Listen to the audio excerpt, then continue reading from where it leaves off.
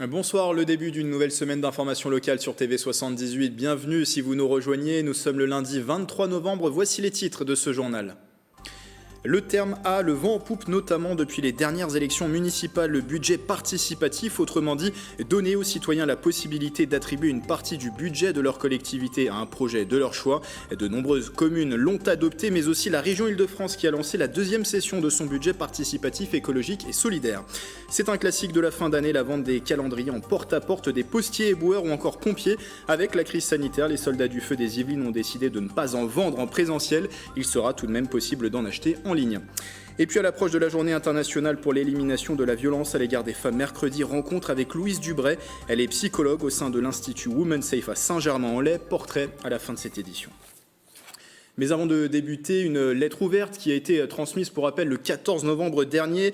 Ces maires qui ont écrit cette lettre lançaient un appel au président de la République pour l'égalité républicaine pour les quartiers prioritaires. Plus de 100 maires, mais aussi des présidents d'agglomérations et associations demandaient au chef de l'État d'attribuer au moins 1% du plan de relance de l'État, c'est-à-dire 1 milliard d'euros aux quartiers prioritaires. Parmi les signataires, une dizaine d'élus des Yvelines. Vous les voyez à l'image. Ce lundi, 9 maires, dont Catherine Arnoux pour Chanteloup-les-Vignes, ont été ainsi reçus par Jean Castex et plusieurs membres du gouvernement en visio. Ils ont fait le point lors d'une conférence de presse à la mi-journée. D'après les édiles, le Premier ministre les a entendus sur la question du plan de relance et devrait bien en attribuer 1% des montants à ces quartiers. Et les élus attendent désormais les retombées sur le terrain, notamment pour l'impact vis-à-vis des associations fragilisées avec la crise sanitaire, avec de nombreux non-renouvellements d'inscriptions. Écoutez Catherine Arnoux, interrogée par Nicolas Dandry. Les réponses qui nous ont été données sont un peu déconcertantes, puisque, paraît-il, le retour des associations n'est pas du tout le retour des maires, et que les associations voient arriver l'argent qui a été décliné, soit 50, soit 75 millions. Enfin, ça dépend un peu des jours. Moi, je peux vous dire que j'ai questionné mes petites associations sportives. Eh bien, elles n'ont pas vu la couleur de l'argent de l'État, et celles qui ont voulu sont tellement en difficulté, c'est pas des pros, ils n'ont pas tous fait Sciences Po, et ils passent pas tous leur temps derrière un écran. Ce sont des gens qui travaillent avec les habitants et qui travaillent pour les jeunes. Le temps que les dispositifs, par exemple, sortent, moi j'ai l'exemple, le 20 septembre, la ministre nous en parle, les associations essayent désespérément, et puis le 15 octobre, on leur dit que l'exercice est clos, et elles sont nombreuses, vous pouvez questionner les autres collègues maires.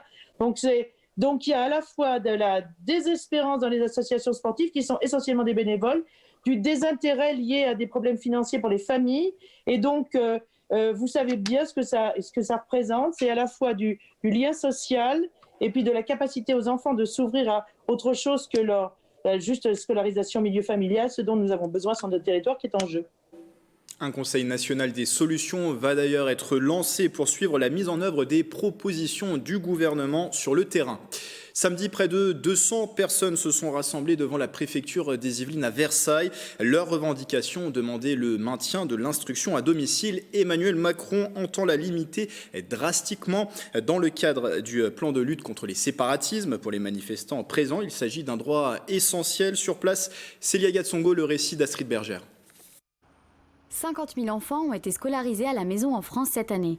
Cela pourrait ne plus être possible, sauf exception. Cela fait partie du projet de loi pour lutter contre les séparatismes annoncé par Emmanuel Macron. C'est pour pouvoir continuer l'instruction à domicile que près de 200 personnes ont manifesté à Versailles. Le système en place fonctionne déjà très bien, c'est-à-dire qu'on est contrôlé par la mairie, par l'éducation nationale. Il y a déjà tout un arsenal législatif complètement fonctionnel. Alors après, s'il y a un manque de moyens, il faudrait peut-être pallier à ce manque de moyens, mais comme il n'y a aucun lien qui est fait entre le séparatisme ou une quelconque forme d'extrémisme et l'instruction en famille, je ne comprends pas cette loi en fait. Les parents présents veulent aussi montrer qui ils sont. Chaque situation familiale est différente et chacun a ses propres raisons de faire l'école à la maison. Si on est là aussi, c'est avec certaines revendications et pour rappeler certains principes de base. Pour nous, la liberté, c'est un fait, c'est un droit qui constitue notre patrie. Et pour nous, c'est insoutenable de penser que la liberté, finalement, elle n'est plus ce principe général et que l'exception va devenir la règle. Pourquoi ce principe, il est essentiel, il a été très bien pensé, c'est que la loi ne pourra jamais penser à toute cette diversité de situations. Le projet de loi global sur la lutte contre les séparatismes devrait être présenté en Conseil des ministres début décembre.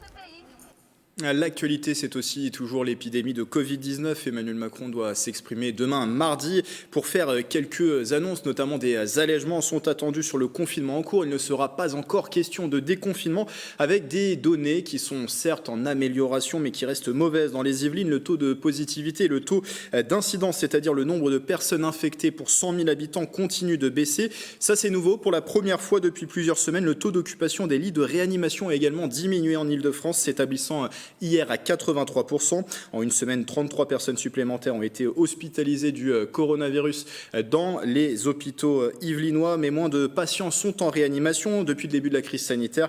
Et 842 sont mortes, 842 personnes sont mortes dans les hôpitaux yvelinois.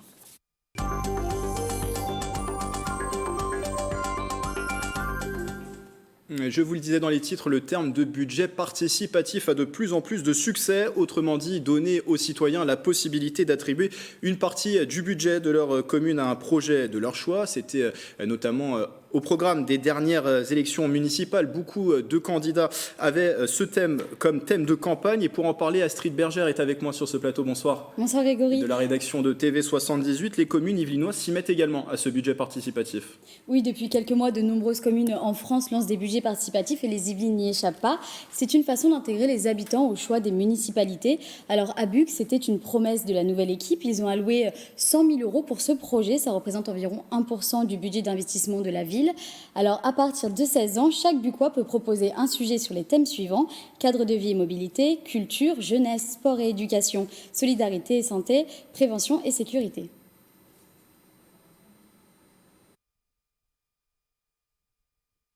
Jusqu'au 27 novembre, ils peuvent soit envoyer leur projet directement en mairie, à l'adresse mail cabinetdumaire@mairie-buc.fr, ou à partir de lundi, déposer directement sur la plateforme de participation citoyenne.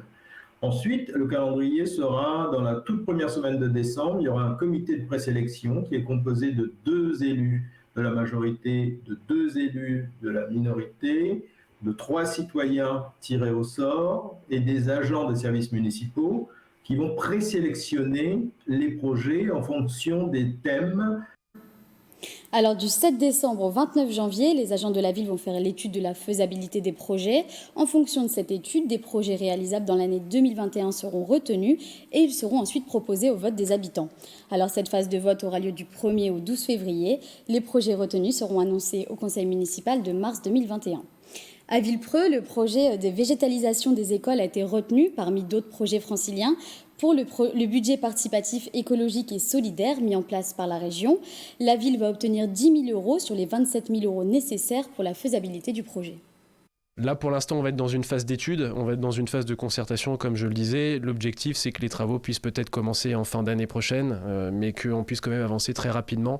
On a 4 écoles qui sont ciblées par ce dispositif, et donc voilà, une vraie satisfaction de voir qu'il y a eu aussi une certaine appétence des Villepreusiens pour ce sujet, et via un mécanisme de participation citoyenne assez nouveau qui a plutôt bien marché. Donc encore une fois, sortir 15e sur 460 projets pour une commune d'un tout petit peu plus de 10 000 habitants, c'est vraiment une belle satisfaction. Alors la commune pense déjà aux prochains projets qui pourraient être soumis au budget participatif de la région, comme le compost, le vélo, mais aussi des projets qui seront proposés par les agriculteurs de la ville. Merci Astrid pour toutes ces précisions.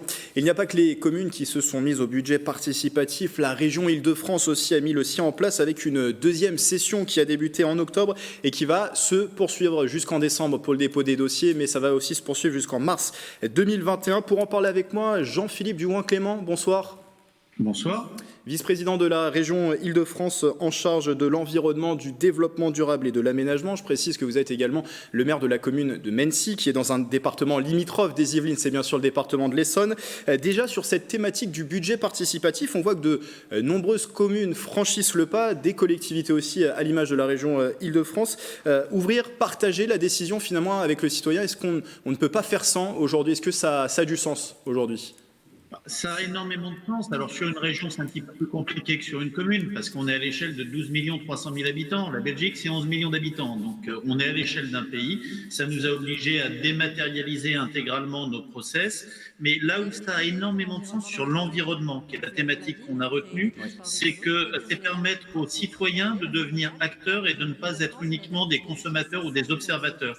C'est l'implication individuelle des gens dans la transition environnementale qu'on souhaite porter. Et de ce point de vue-là, les budgets participatifs, ça a énormément de sens. Et puis pour nous, à l'échelle de la région, c'est aussi un élément du plan de relance régional. On mobilise 100 millions d'euros annuellement pour ce budget participatif environnemental et social francilien. Et l'objectif, c'est que ça soit de l'argent qui aille très vite irriguer dans les territoires pour contribuer à amoindrir le choc économique auquel on va être confronté, particulièrement en Île-de-France.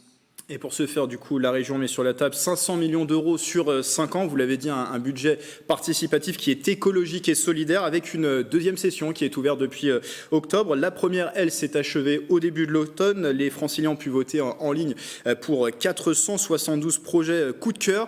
Le bilan de cette première session, quel est-il? Est-ce qu'il est bon, le premier bilan que vous faites? Il est excellent.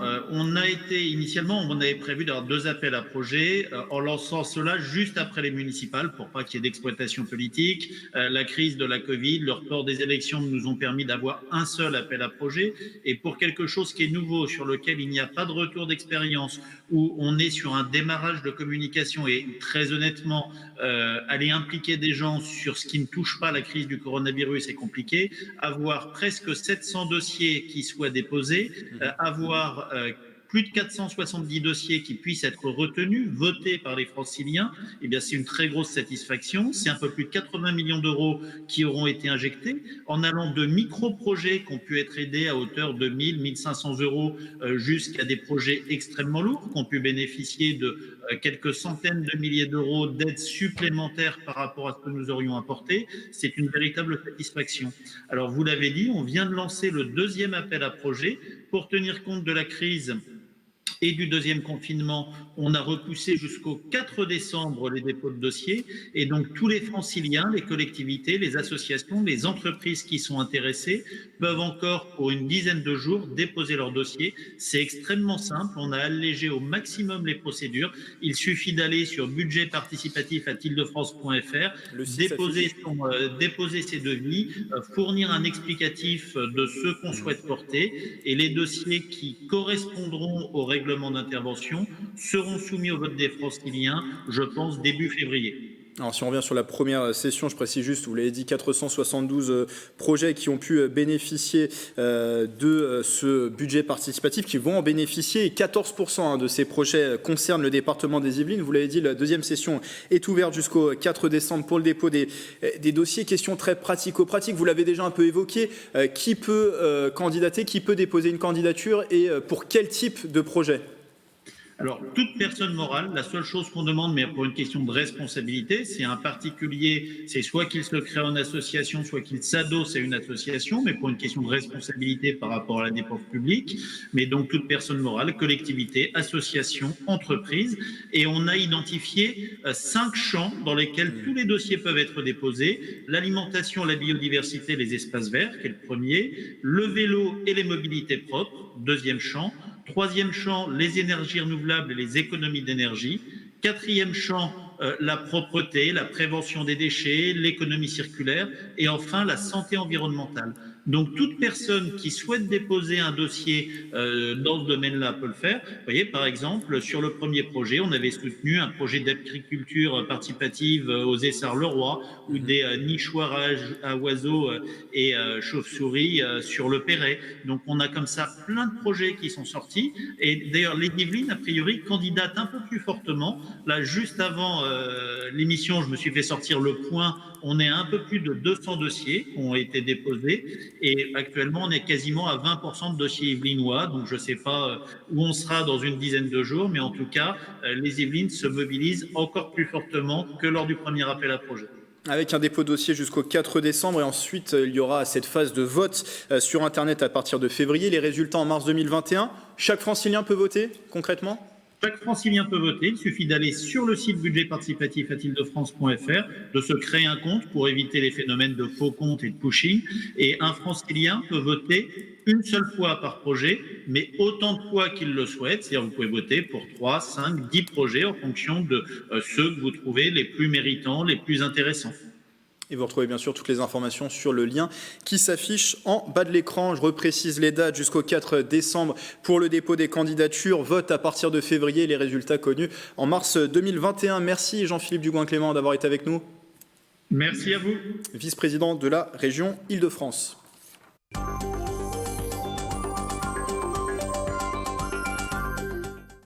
Puisqu'on parle de la région, en mai dernier, elle présentait l'acte 1 de son plan de relance pour le territoire francilien. Dans l'enveloppe d'1 milliard d'euros, 20 millions d'euros étaient consacrés au monde de la culture, durement touché, on le sait, par la crise sanitaire, le confinement. Vendredi dernier, la collectivité faisait le point sur les dispositifs d'aide d'urgence en cours et à venir. Les précisions avec cette chronique de Mélanie Poquet. Le monde culturel est bien sûr très fortement impacté, 72% de perte de recettes pour le spectacle vivant, le patrimoine c'est 36%, 31% pour les arts visuels.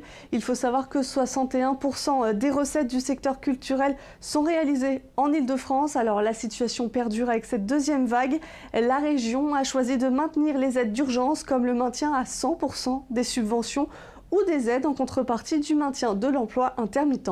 Ces 3 aides régionales Covid-19 à destination du secteur culturel seront exceptionnellement reconduites en 2021 dans le cadre de l'état d'urgence sanitaire et nous préciserons ultérieurement les modalités d'accès à ces aides. Pour accompagner la digitalisation des commerces franciliens de moins de 10 salariés, la région propose le chèque numérique qui est une aide de 1 500 € maximum. Actuellement, le click and collect représente pour les librairies franciliennes entre 15 et 50% de leur chiffre d'affaires habituel. La région va aussi amplifier son soutien en faveur de l'investissement culturel. En 2020, 66 millions ont été investis sur un budget de 120 millions d'euros. Le long terme est aussi étudié par la région Île-de-France. Valérie Pécresse prépare un plan État-région de 200 millions. C'est un plan d'investissement pluriannuel sur 6 ans. Cet investissement culturel, il se traduit d'ores et déjà par un certain nombre de projets que nous avons décidé de soutenir.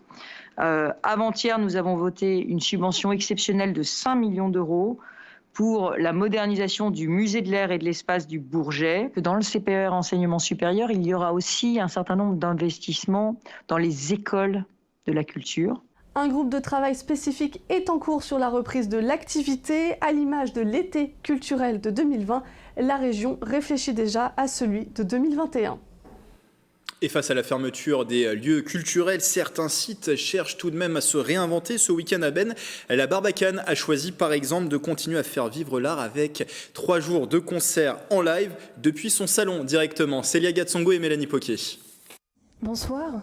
Bonjour, peu importe où vous êtes sur cette planète. La Barbacane payait sa tournée ce week-end avec la Covid-19 point de tournée générale. Le rendez-vous existe depuis 5 ans, mais cette année, il a dû se renouveler en créant des apéros-concerts. En temps normal, hors Covid, dans les villes de notre territoire, à la rencontre des gens, dans un format qui est gratuit, qui est à l'heure de l'apéritif et où on peut découvrir de jeunes artistes émergents dans un rapport un peu différent puisqu'on est dans cette convivialité autour d'une table. 3 soirées de concerts en direct de la salle installée à Ben, 3 artistes différents mais un point commun, celui de continuer à faire vivre la culture. C'est du spectacle vivant en théorie, donc on a l'habitude d'avoir les gens. Après, voilà, c'est un nouveau format, donc on n'a pas les mêmes attentes et on essaiera de faire ce qu'on aime et de le faire avec autant de plaisir que quand les gens sont là physiquement avec nous. On a choisi vraiment de faire une formule intimiste pour vraiment avoir l'impression de pouvoir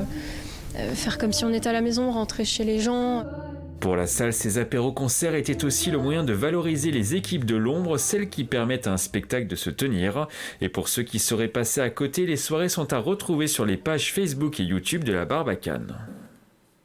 La crise sanitaire a également d'autres conséquences, notamment pour l'Union interdépartementale des sapeurs-pompiers des Yvelines qui a décidé cette année qu'elle ne vendrait pas de calendrier en présentiel. Il sera quand même possible d'en acheter par chèque ou virement depuis une plateforme en ligne. Les précisions d'Astrid Bergère. Le rendez-vous annuel n'aura pas lieu cette année. Les sapeurs-pompiers des Yvelines ne viendront pas toquer aux portes pour vendre leur fameux calendrier. C'est par souci d'exemplarité qu'ils ont fait ce choix. On ne pourrait pas effectivement imaginer que les sapeurs-pompiers ne soient pas exemplaires dans le domaine et ne donnent pas l'exemple à la population du respect des mesures gouvernementales liées effectivement aux contraintes sanitaires. Il sera quand même possible de se procurer le traditionnel calendrier. Des flyers explicatifs seront distribués dans chaque boîte aux lettres yvelinoise. Les 3 façons de faire sont les suivantes. La première, en fait, à travers un QR code qui est imprimé en fait sur le flyer qui sera distribué et qui permet effectivement un virement par correspondance. La seconde, c'est la page Facebook de chaque amicale quand elle existe. Et puis la troisième, c'est simplement d'adresser un chèque par voie postale à l'amicale qui siège au centre de secours compétent en fonction de l'adresse. À la réception des dons, l'amicale enverra les calendriers. Ces dons seront intégralement reversés aux amicales qui l'utilisent tout au long de l'année. L'amicale de sapeurs-pompiers, en fait, est au centre de secours l'équivalent du comité des œuvres sociales d'une entreprise. C'est-à-dire qu'elle a pour mission principalement en fait, une action sociale et solidaire envers les sapeurs-pompiers et leurs familles. Elle contribue également en fait, à effectuer des dons au profit de l'œuvre des pupilles et orphelins de sapeurs-pompiers. Ces dons servent aussi à améliorer les conditions de travail au sein des casernes. Les sapeurs-pompiers appellent aussi à la vigilance de chacun afin d'éviter les arnaques.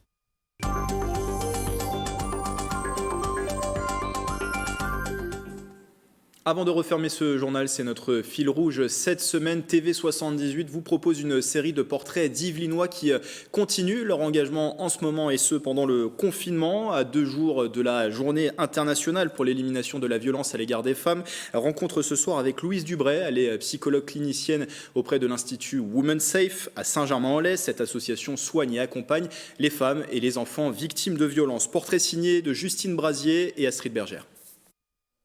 Psychologue clinicienne chez Women Safe depuis 4 ans, Louise prend en charge des femmes victimes de violences aussi bien physiques, psychologiques, sexuelles ou encore économiques. Women Safe dispose d'une équipe complète, elle travaille sur les actions à mettre en place pour aider les patients. Objectif, avoir une prise en charge globale. On a des rendez-vous le matin, on a des rendez-vous l'après-midi, et puis à chaque fin de rendez-vous, on fait une prise de notes sur ce qui s'est passé. On contacte les professionnels extérieurs qu'il faut contacter pour faire du lien et pour faire la meilleure prise en charge possible pour la patiente. Et puis en fin de journée, on a un staff, donc une réunion d'équipe. Et ce qui est super du coup, c'est qu'on fait du pluridisciplinaire et que ça nous permet d'échanger en équipe, infirmières, juristes, masseurs. Lors du premier confinement, une hausse de 250% des femmes accueillies a été constatée, conséquence d'une période qui a vu le nombre de violences augmenter. Ça a été un confinement assez costaud parce qu'on avait beaucoup plus de personnes à prendre en charge et donc là ça se reproduit à peu près aussi pendant le deuxième confinement. Et c'est sûr que c'est pas la même inquiétude pour les femmes quand disons qu'elles sont déjà coincées chez elles avec un agresseur qui refuse qu'elles partent et qui veut maintenir un contrôle sur elles à tout prix. Mais quand il y a en plus cette inquiétude de pouvoir peut-être prendre une amende quand on sort, etc., ça rajoute de l'angoisse. Dans ce contexte, le travail est plus intensif pour la psychologue clinicienne de 27 ans, mais Louise n'en reste pas moins passionnée par son métier. J'ai la chance de faire quelque chose qui me passionne. À la fois, c'était pas évident tous les jours quand on multipliait les rendez-vous téléphoniques. Avant, en général, j'en fais 6 par jour. Pendant un confinement, j'en fais peut-être 8 par jour aussi à des moments parce que il faut multiplier les appels. Il faut pas passer à côté d'un cas d'une personne qui nous inquiète et pour lesquelles il y a peut-être une situation de danger. Pour ce deuxième confinement, Louise laisse le choix des consultations en visioconférence ou en présentiel pour rassurer ses patientes et ne pas être juste une voix au téléphone. Suite de notre série de portraits à retrouver dans notre prochaine édition demain mardi sur TV78. Voilà, le journal touche à sa fin. Merci de votre fidélité. Belle soirée à tous avec TV78.